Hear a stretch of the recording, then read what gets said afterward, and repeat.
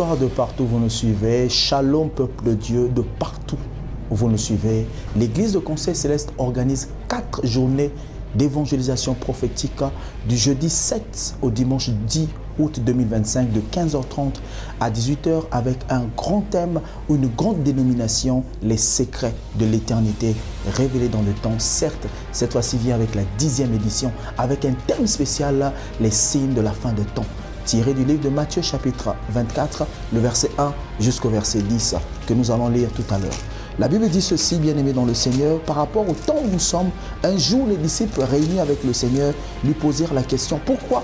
Parce que le Seigneur était sur le point de partir. Ils avaient besoin de savoir ce qui devait arriver après que le Seigneur soit parti. Matthieu chapitre 24, le verset 1 jusqu'au verset 14. La Bible dit ceci, comme Jésus s'en allait au sortir du temple, ses disciples s'approchèrent pour lui en faire remarquer les constructions. Mais il leur dit, voyez-vous, tout ceci, je vous le dis en vérité, il ne restera pas ici pierre sur pierre qui ne soit renversé. Il s'assit sur la montagne des Oliviers et les disciples vinrent en particulier lui poser cette question. Dis-nous, Rabbi, quand cela arrivera-t-il? Et quel sera le signe de ton avènement et de la fin du monde? Alors à cela, qu'est-ce que les disciples voulaient connaître? Ils voulaient connaître ce qui allait arriver après la destruction du temple, la montée ou l'ascension du Seigneur, la venue du Saint-Esprit, et avant que l'Église ne soit enlevée, quels sont les événements qui allaient suivre. C'est comme ça que je veux parler à l'Église. Je veux parler à un homme, à une femme, à une famille qui me suit. Bien aimé, nous sommes dans des temps où tout ce que la parole de Dieu a décrit, nous sommes en train de le vivre. La Bible dit ceci au verset 4. Jésus leur dit, prenez garde que personne ne vous séduise, car plusieurs viendront sous mon nom, disant, c'est moi qui suis le Christ, et ils séduiront beaucoup de gens. Vous entendrez parler des guerres et de bruits de guerre. Gardez-vous d'être troublés, car il faut que ces choses arrivent, mais ce ne sera pas encore la fin. Ce ne sera pas encore la fin, mais ce sont les signes qui marquent la fin. Pourquoi aujourd'hui nous voyons ce problème qui a pris l'ampleur entre l'Ukraine et la Russie? Pourquoi aujourd'hui le problème a pris l'ampleur entre Israël et l'Iran? Qu'est-ce que le Seigneur est en train de vouloir nous dire?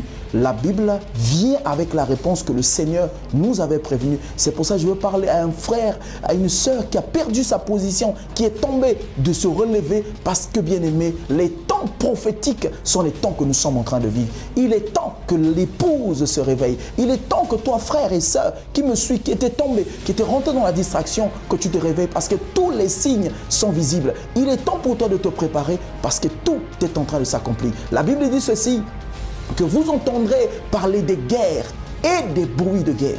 Et nous sommes en train d'assister à cet accomplissement. Voilà pourquoi nous vivons ces choses. C'est pour que nous puissions comprendre que nous sommes en train de vivre l'accomplissement de la prophétie. Comme décrit dans le livre d'Apocalypse chapitre 6, avec l'ouverture du 2e, du 3e et du 4e sceau. Ce n'est pas en vain qu'aujourd'hui les États-Unis viennent avec le problème de la douane.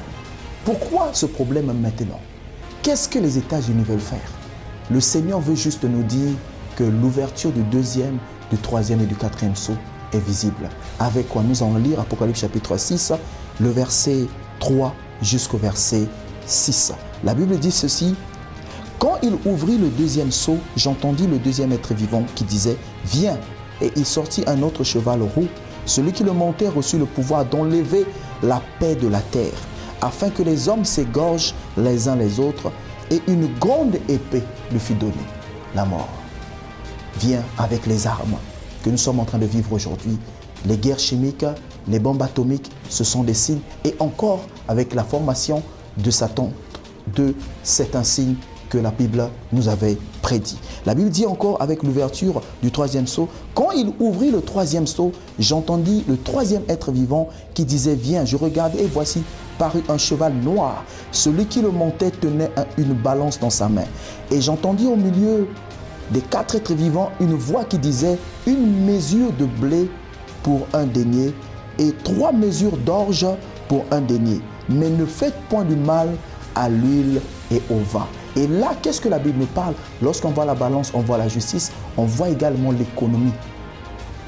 C'est comme ça que les États-Unis viennent avec ce problème de la douane qui bouge l'économie mondiale actuelle. Et l'ouverture du 4e sceau qui dit: quand il ouvrit le 4e sceau, j'entendis la voix du 4e être vivant qui disait au verset 7, « Viens, je regardais, voici parir un cheval d'une couleur verdâtre. Celui qui le montait se nommait la mort, et le séjour des morts l'accompagnait.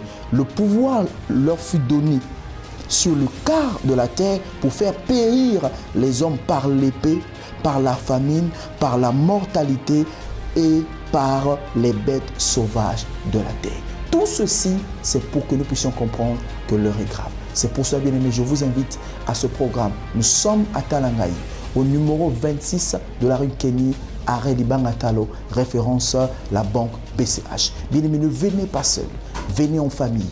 Toi qui, à un moment donné, tu avais cru, mais le fait que tu as rencontré des choses, tu t'es rétracté.